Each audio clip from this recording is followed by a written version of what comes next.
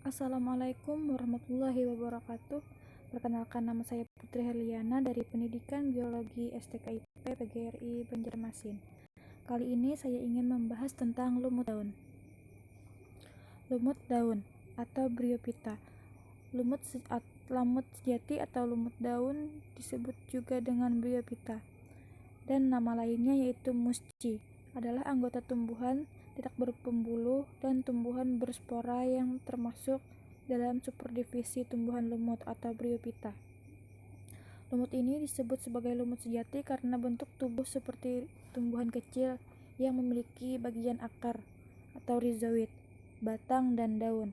Lumut ini merupakan kelompok lumut terbanyak dibandingkan lumut lainnya, yaitu sekitar 10.000 spesies. Ciri-ciri lumut daun. Yang pertama, kelas ini dikenal sebagai lumut daun karena tubuhnya sudah jelas dibedakan antara batang, daun, dan rhizoid.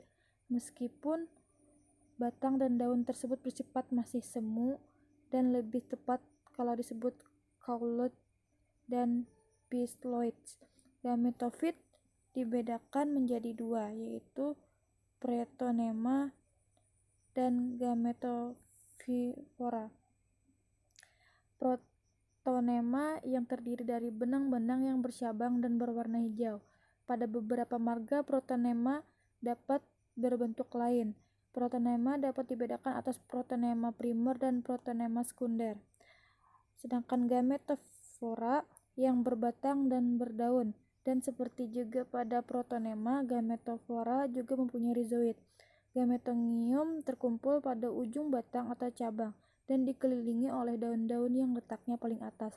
Antheridium dikelilingi oleh daun-daun Pelargonium dan Arcogonium dikelilingi oleh daun-daun Perichetium.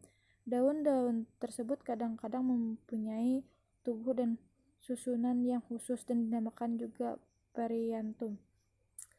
Ciri yang kedua yaitu sporogonium terdiri atas kaki, seta, dan kapsul.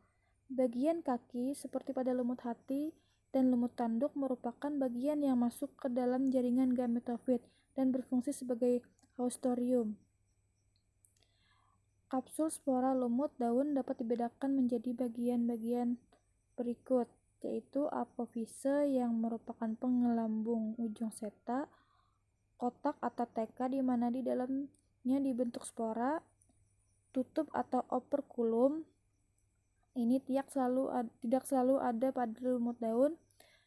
Karakteristik Bryopsida, gametofit tumbuh tegak atau merayap, berkembang dari protonema, mempunyai daun, batang, dan rhizoid multiseluler. Daun hanya terdiri dari satu lapis sel dengan rusuk tengah, tersusun spiral atau melingkari batang. Archegonium membentuk kalipara yang menempel di atas kapsul. Kapsul bagian bawah fotosintetik dan mempunyai stomata. Kapsul mempunyai kolomela pecah dengan gigi-gigi peristom tidak dijumpai dengan elelater. Tangkai atau seta bertambah panjang secara perlahan selama perkembangan kapsul. Habitat. Lumut daun dapat tumbuh di tanah yang gundul yang secara periodik mengalami kekeringan, di atas pasir bergerak, di antara rumput-rumput, di atas batu kadas, batang pohon di rawa-rawa, dan sedikit yang terdapat di dalam air. Reproduksi lumut daun yaitu secara aseksual. Pada lumut daun, alat-alat kelaminnya terkumpul pada ujung batang atau ujung cabang-cabangnya dan dikelilingi oleh daun-daun yang terletak paling atas. Cara berkembang biak secara aseksual. Yang pertama, beberapa lumut daun yang mempunyai batang merayap membentuk cabang-cabang yang tegak.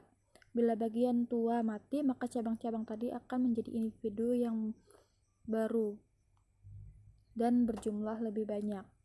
Yang kedua yaitu pada pangkal lumut terbentuk tunas yang bercabang-cabang. Bila cabang tersebut terpisah dari batang pokok, maka dapat membentuk individu baru. Yang ketiga yaitu membentuk stolan dari pangkal batang. Stolan tersebut dapat bersisik atau tidak. Protonema primer itu adalah yang keempat, yaitu protonema primer yang berasal dari perkecampuran spora dapat membentuk beberapa tunas yang kemudian tumbuh dan menjadi tumbuhan lumut yang berdaun.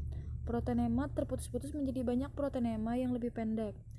Tumbuhan lumut mempunyai daya regenerasi yang besar. Setiap bagian dari tumbuhan lumut, baik batang, daun maupun protonema, dalam kondisi lingkungan yang sesuai, dapat berkembang menjadi benang-benang yang hijau seperti ganggang, bercabang-cabang, dan dinamakan protonema sekunder. Melalui tunas-tunas yang timbul dari protonema sekunder tersebut dapat membentuk individu yang lebih banyak. Melalui pembentukan umbi atau tuber pada protonema atau pada rhizoid yang sekaligus sebagai cara untuk mempertahankan diri terhadap perubahan lingkungan yang tidak menguntungkan. Pada lumut daun juga dapat dibentuk kuncup atau gema, misalnya pada ketiak daun. Lumut yang tumbuh merayap pada waktu kekeringan, bagian ujungnya masih dapat bertahan. Lalu ke fase yang terakhir yaitu aspori. Manfaat lumut daun. Lumut ini dipercaya bisa digunakan sebagai bahan obat meski masih diperlukan penelitian lebih lanjut,